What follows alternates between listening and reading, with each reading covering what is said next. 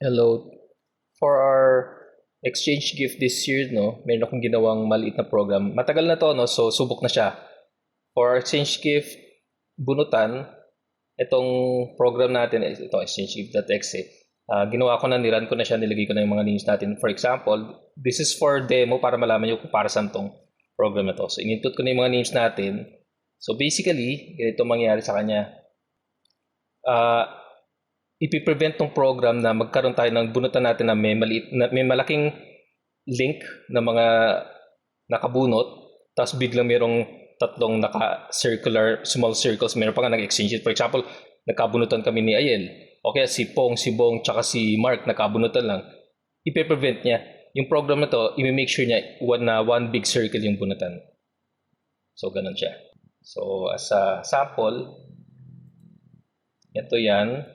Sa demo, pag nag-generate siya ng files.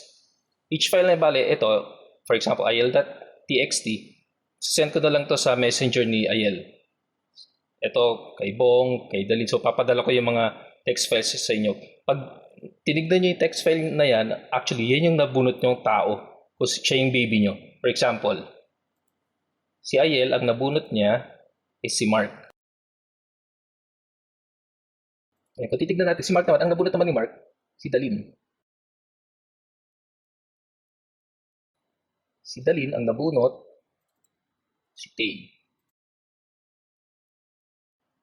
Si Tay, ang nabunot naman, si JD.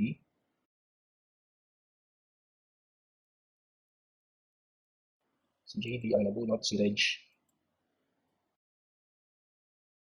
So, ina-expect natin, dapat at the end of this, lahat merong pangalan at walang umikot na maliit, isang buong malaking ikot tayo.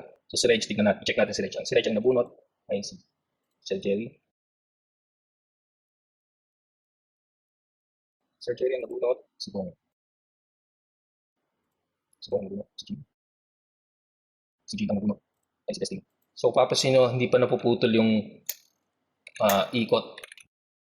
Si Testing ang nabunot, si Gani. Si Gani ang nabunot, si David. Si David ang nabunot, si Bong.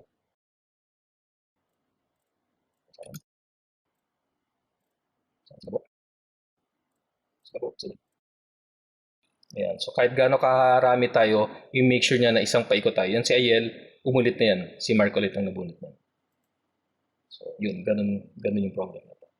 So probably i-message ko na lang sa inyo yung mga nabunot yung tao. Ito sample lang to. So next na may ma-receive kayo, yun na yung totoo.